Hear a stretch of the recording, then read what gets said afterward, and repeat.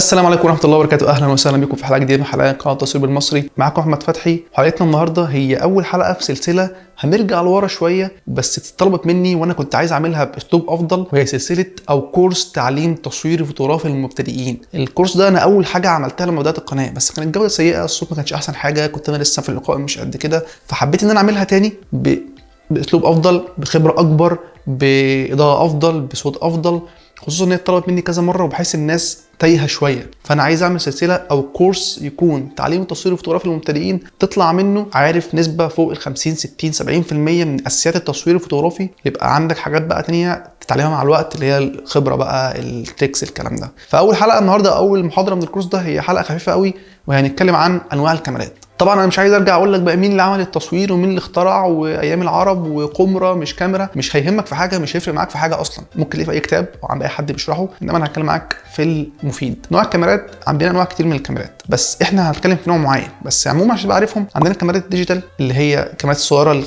نعرفها من زمان قوي، دي اللي هي بتشتغل بحجره او ببطاريه. عندنا كاميرات الفيلم اللي هي بالفيلم، تشد الفيلم كده وتحمض والكلام ده. وكان عندنا كاميرات الفيلم دي اشهر حاجه في الفتره القديمه قوي، اللي هي في الستينات والسبعينات والكلام ده. كان عندنا كاميرات ديجيتال، دي هي اول تطور حاجه بقى جامده، اللي هي الكاميرا اللي فيها زوم داخلي، اللي هي الديجيتال الصغيره. بعد كده طلعنا للسيمي بروفيشنال، اللي هي الكاميرا فيها كده عدسه ثابته بس الزوم بيطلع لقدام ولبره.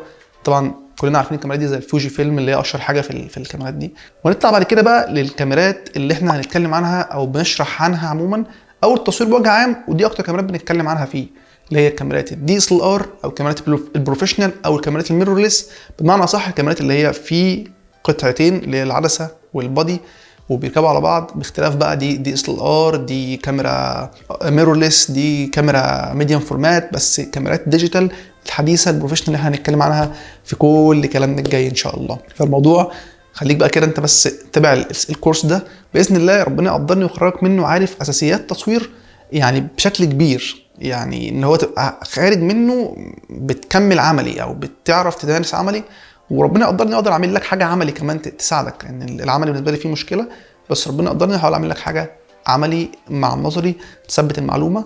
وتابع بس الكورس ده وركز معاه، وان شاء الله هتستفيد جامد. ما تنساش من دعائك وتابعني.